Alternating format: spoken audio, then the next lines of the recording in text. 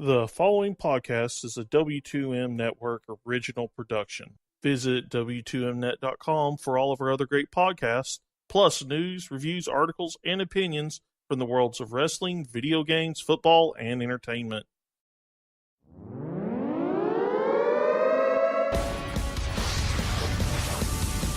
Wrestling to the Max, Smackdown Review.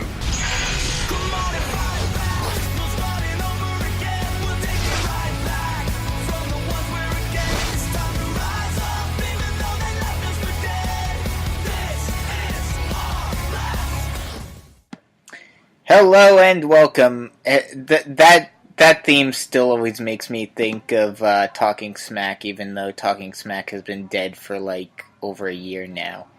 But the theme still always makes me think of Talking Smack. Hey guys, how's it going? It's Smackdown live review time.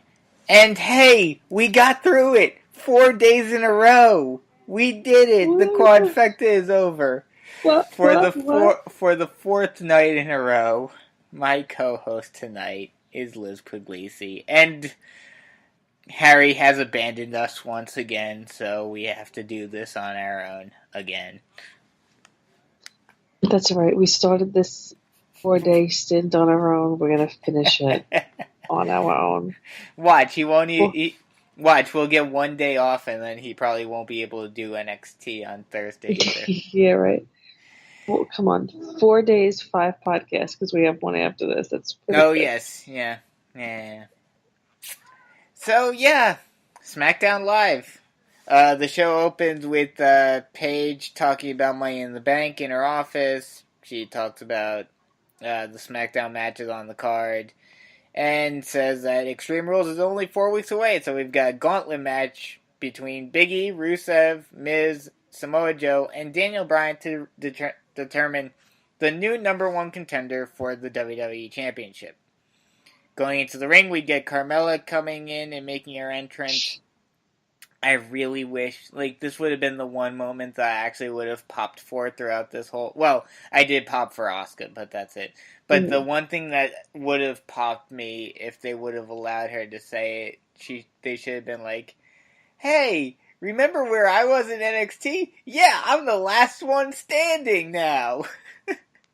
You know, when it's funny because the petty woman inside me, when she was saying, she wants to be real, I was like, oh, she's going to say, ha ha. Mm-hmm. I thought similar along to the line, especially since they are broken up.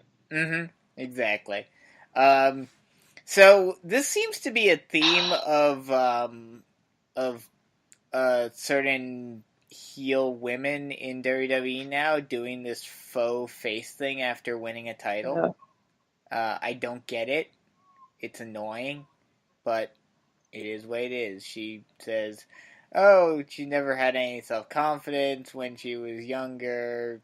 She never thought she would be good enough, and now she became champion, and I am I am an inspiration for all the young girls. But then she switches it around and is like, look in the mirror and keep on telling yourself that Mela is money. And then she goes into her whole heel thing, saying, psych, I didn't have any confidence issues, and hey, guess what? I did this all by myself. No, you didn't. Shut up.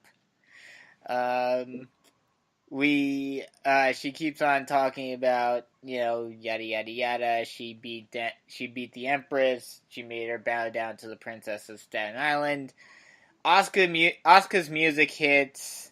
It's the Asuka mask, but it's not Asuka. It's the stooge, James Ellsworth.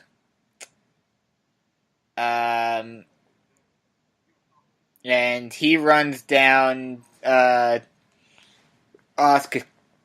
saying that no one was ready for Ellsworth, and especially not Asuka, and,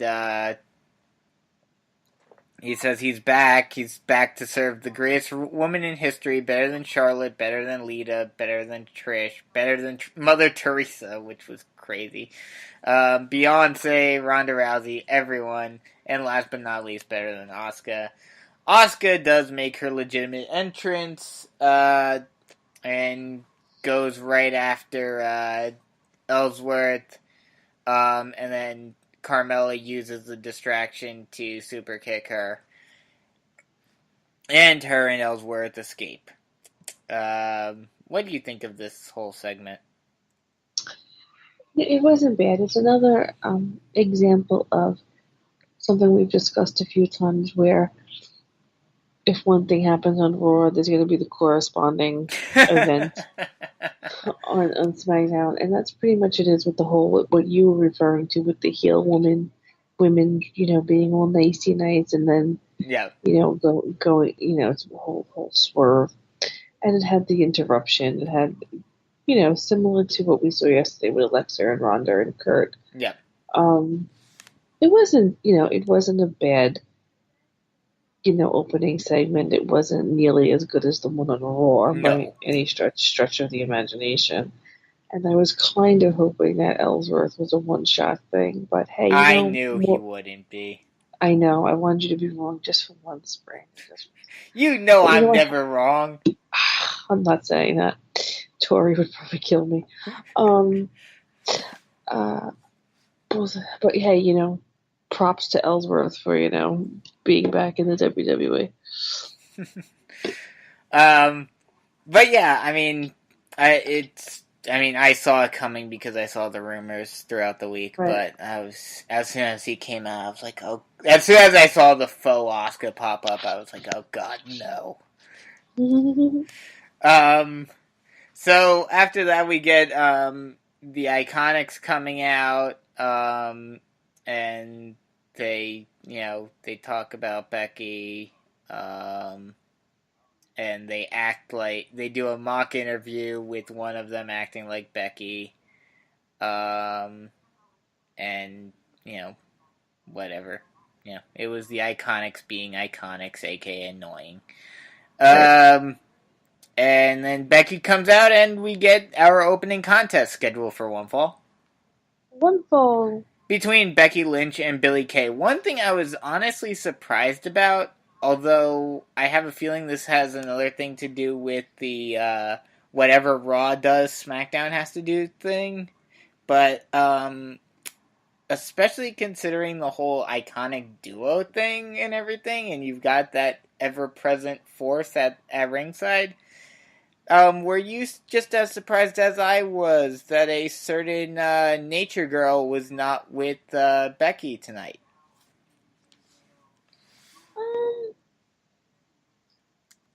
No, actually, because I didn't even think of it until you mentioned it. I don't think, if this is where you're going, or maybe, I'm not sure if we're going to be seeing, some type of feud with one of them, turning, or even a friendly feud. Wouldn't be something we've seen before, so it's not, unheard of. You doubt me again.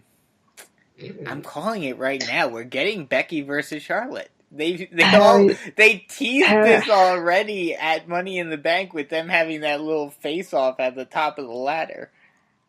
I don't care if we do, to be honest. We've had it before. They faced each other before, right? I know this.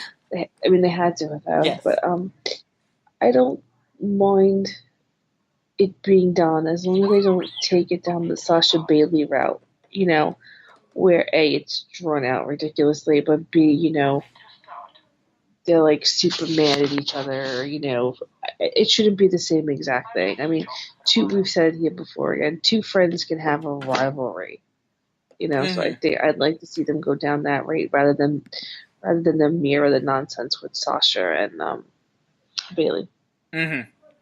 Yeah. Talking about the match itself, this match was decent, but nothing too crazy. It ends with Becky winning with the disarmor. And shocking, Becky Lynch actually gets a win for once. Maybe this is the beginning of something for Becky, especially after the huge pop that she was getting during the Money in the Bank ladder match. It would be nice. I like that she won with the submission as well. I love submission hold finishes. Mm-hmm. So it would be nice to finally. I had picked Becky to win Money in the Bank, so it'd be nice to see her get the push that is long overdue for her. I don't think anyone got the women's. I don't think anyone got the men's money. Well, did you predict? I think either you or Harry said Braun, right? For the men's. It was probably Harry who. Yeah. But none of us got the women's Money in the Bank, right?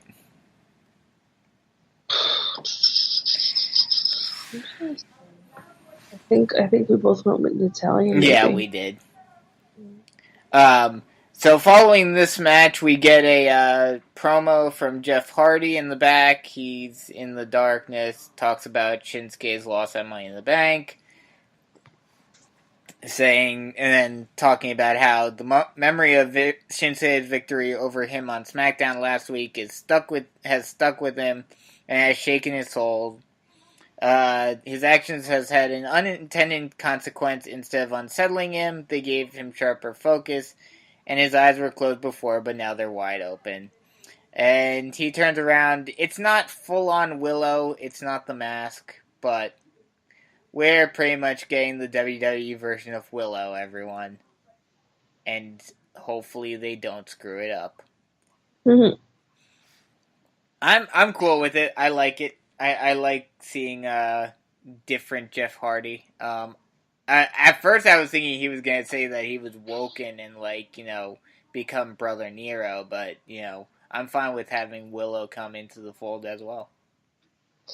So Willow has never been on the WWE before, No. But he has been in... Okay. No, this was a gimmick that he created in TNA. Just checking to be sure, yeah. It should be cool. It should be interesting to see if he's like that every week.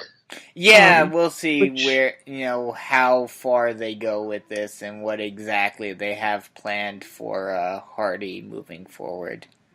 But it should be fun. Should be fun. Yes. We get it. What? I was just agreeing.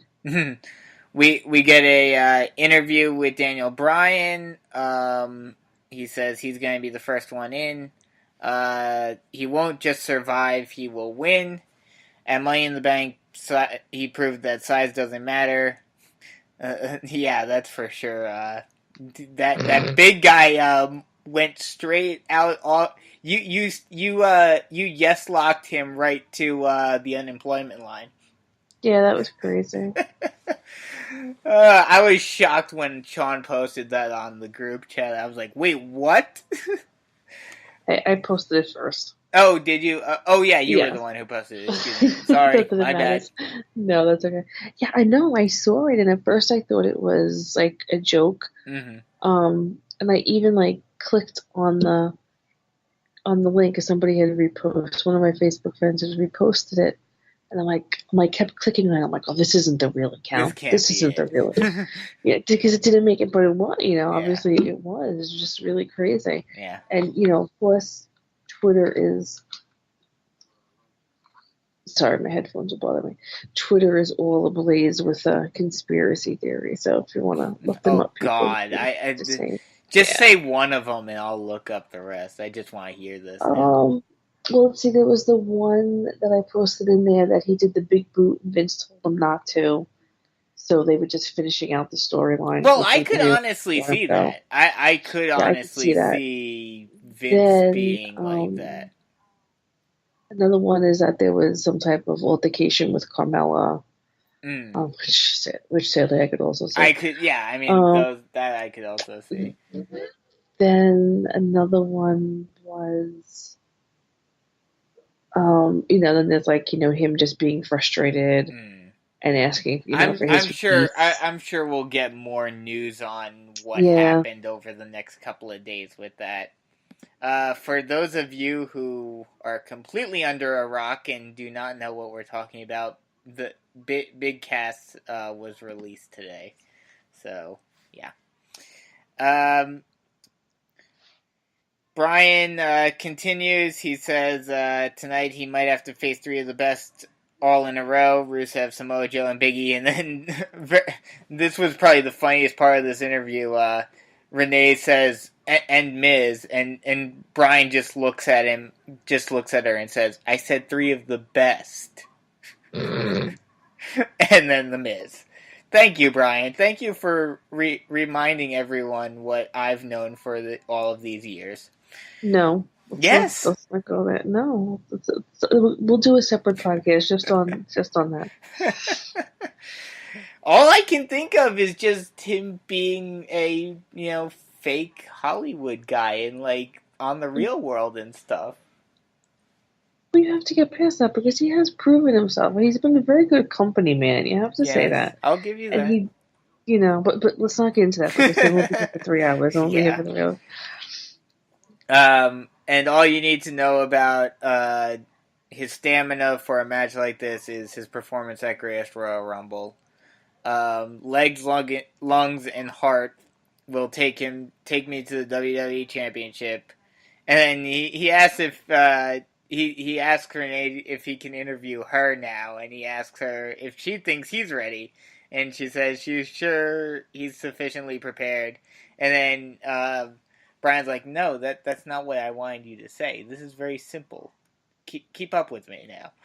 And he asks again, and she says yes, and of course they do the yes, yes, yes, and Renee laughs as Bryan walks off. We have Usos coming out for their match, and they cut a promo saying how, Sanity wants to make a name for themselves on us. We remember when we tried to do that for ourselves, and we had face paint like the Ultimate Warrior, fresh out of Sesame Street, but we figured it out, and it'll take a lot more than paint to make a name. You gotta show your heart, keep it 100%, and have a few screws loose, and they did all that. Tonight, Chaos meets Uso Crazy, and welcome to the Uso Penitentiary.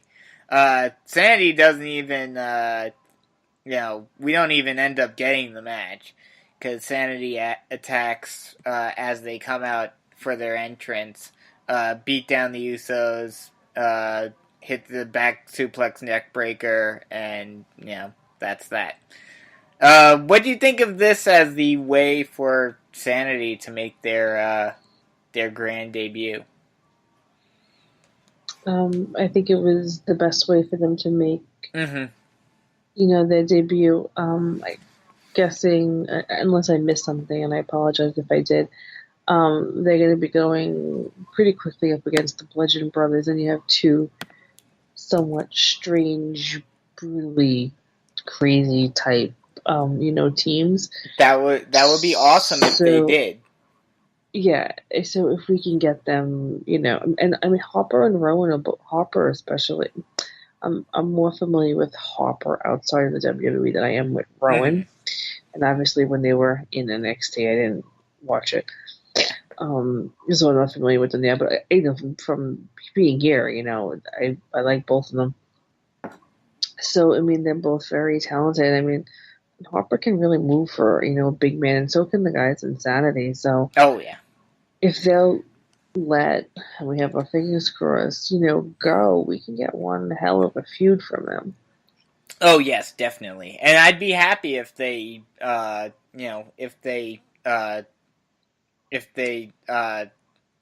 shot them up quick and made them the number one contender already. I hope that, especially with the way they debuted in this and like not even having the match and attacking them and everything and their name, I hope they do with Sanity right off the bat. Basically, I'd like to see a combination of Shield and what they're doing with the Riot Squad now, where they just cause chaos. Yes, and it would be very, very fitting, of course. Yeah.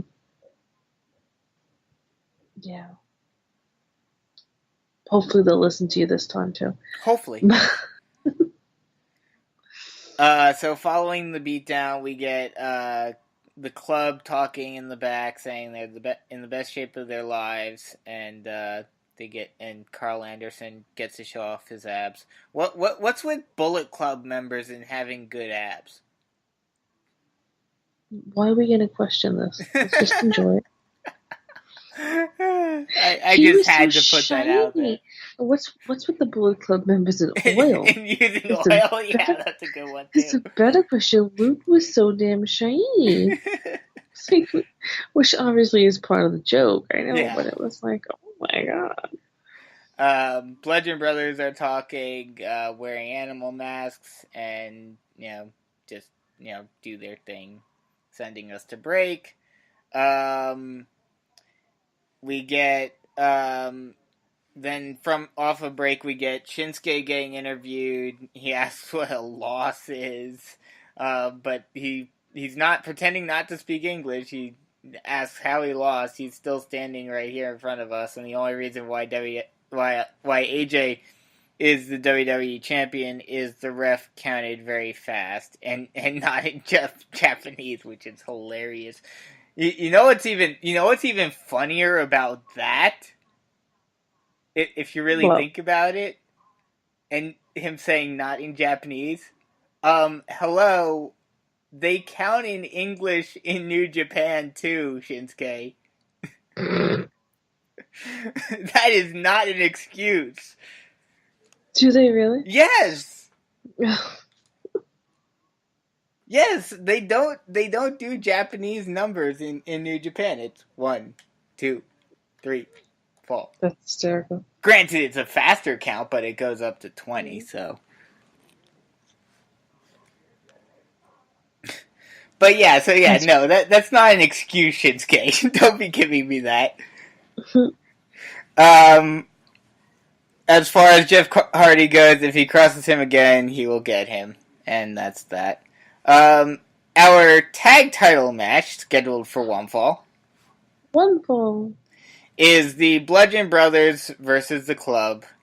And this was actually a pretty good match. I dare say that this was better than the pre-show match that they had on Sunday.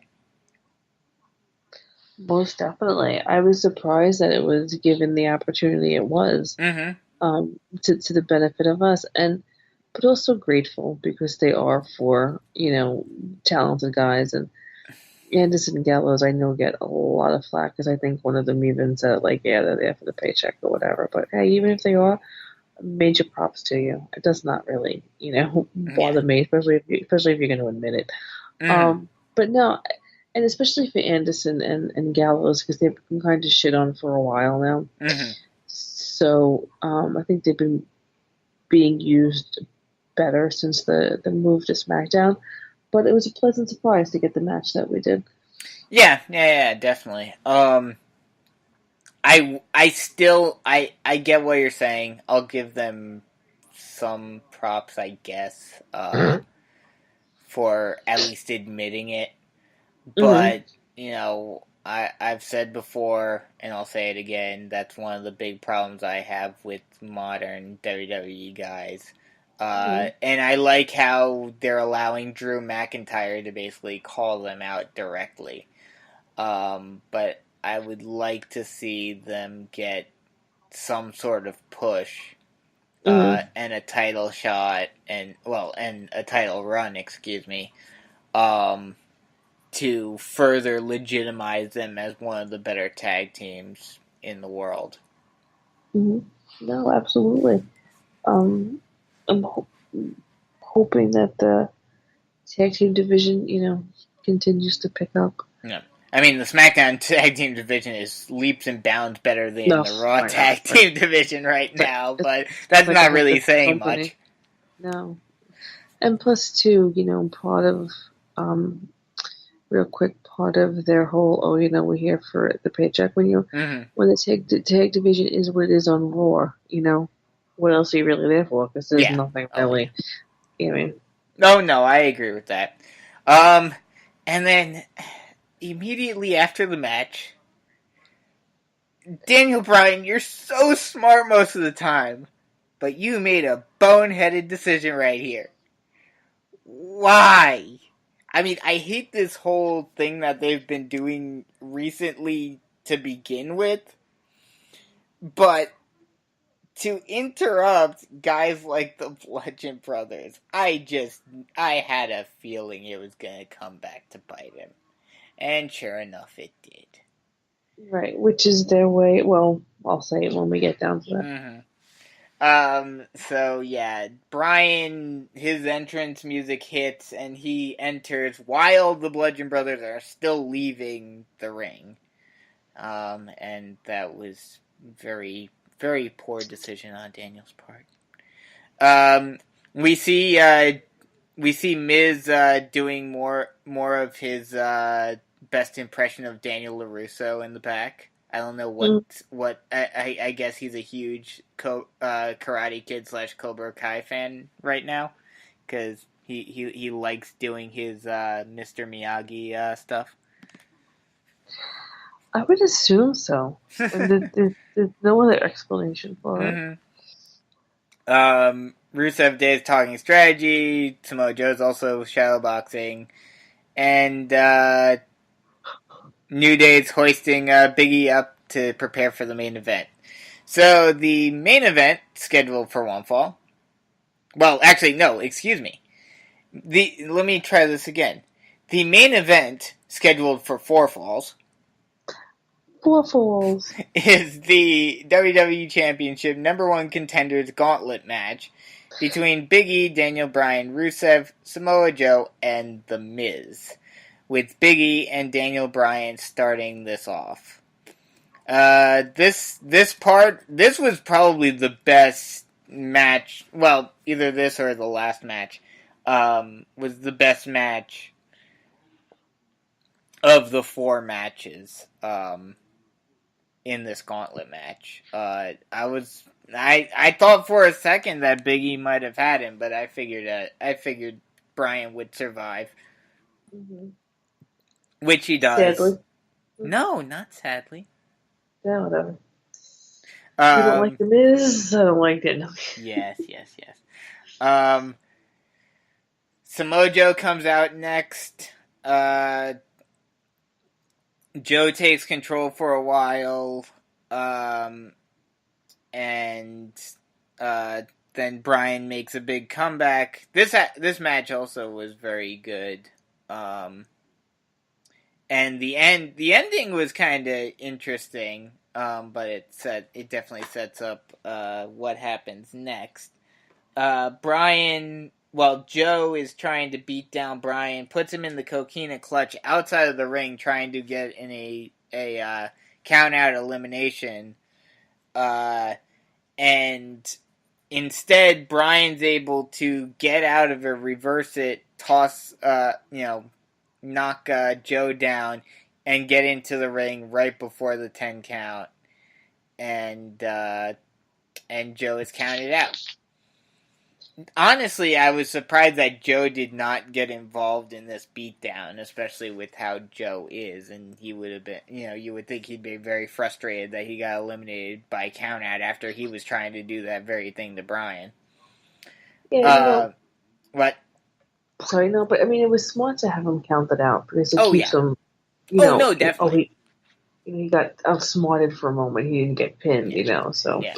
But I'm surprised that he did not join in this beatdown. So yeah, Bludgeon Brothers come back and double powerbomb Bryan. Miz comes out. Grant, the match is still going on, and he hits the skull crushing finale to eliminate Bryan, and that leaves us with Miz and Rusev. Oh, I'm sorry. I'm awake. See, I don't agree with you yet because I think that Miz and Rusev put on a pretty good match for us. They put on a solid match, but oh my god, you know what? You're just Miz biased. Miz not just Miz. I'm not much of a fan of Rusev either. Shush your mouth. Although I may like him better once I have a feeling what's about to happen happens. I love Aiden. So, you know what I didn't like? The stupidity. I mean, well, not stupidity, but Daniel interrupted the Bludgeon Brothers, so they came out and beat him up. So that way Daniel still looks strong. Because Miz only beat him because the Bludgeon Brothers beat him up. Well, of Blah, course. blah, blah, That's blah, smart. blah. It's whatever. It's just the same way as they kept Samoa Joe looking strong. Yeah, Samoa Joe is so much, better than Daniel. Yes, your Bryan hatred. I don't hate him. I don't care for his, comeback story. So he's come back and now he's on the top because he's so fabulous. Because if it was anybody else, the internet would be having a freaking stroke for crying out loud. I disagree with that. I mean, if it was someone that most people didn't necessarily like, then they might. But if it was, I mean, I would compare Bryan. I mean, it's a different scenario, but I would compare Bryan in a way to Shawn Michaels, where he was out of commission for a while. And then he made a big return, and he went right back to the top of the card. Yeah, but that's Shawn. Yeah, Bryan's on the same level. I know. Bryan was trained by Shawn. I know that. I've always said that while I have never drank the Kool-Aid and what the hype and whatever, I do like Daniel. I don't hate the man. I do like Daniel. He's an amazingly talented man. He can cut a promo. I loved him as the GM. I could care less that he made a comeback. That's all. I totally get why he's in the spot that he is. Absolutely. Is it the spot that he should serve? But just like people don't like random shit, this is something that I'm like, I could care less about. Oh, I get that. I don't think Miz and Rusev were, so awful. I thought it was a pretty good match, and of course we got Rusev winning. So that was pretty shocking. I honestly wasn't all that shocked because this I have a feeling that they're gonna do something with Miz and Bryan where it won't fully be Miz, but we're gonna get the start to that feud. And I think that, like I said, well, let's just finish this off, and then I'll talk about what I'm about to talk about when it comes to Rusev. As Moving long as forward. we don't get some stupid ass triple threat match. No, we're not going to get a triple threat match. But so the finish is that Rusev puts the accolade on, Miz taps, and he becomes number one contender. After the match, AJ comes out, putting the title down between them, offers Rusev a handshake. Rusev accepts the handshake. Aiden comes over to offer his hand to AJ as well. AJ is going to shake it, but English pulls his hand back, and Styles punches him in the face and puts him down on the mat. And then Rusev kind of looks at him like, what the hell were you thinking? So, yeah, this is definitely setting up some dissension between the two. And I have a feeling that this match, I don't think Rusev is winning the title yet. Well, no, yeah. But I have a feeling that this match will end up being a good match with AJ winning, and then, Rusev, either AJ going for the handshake or Rusev going for the handshake, them shaking hands, and then Aiden attacking AJ, and Rusev Machka kicking Aiden right in the face. And thus solidifying a face turn for Rusev. Very plausible and most likely going to happen. So, yeah.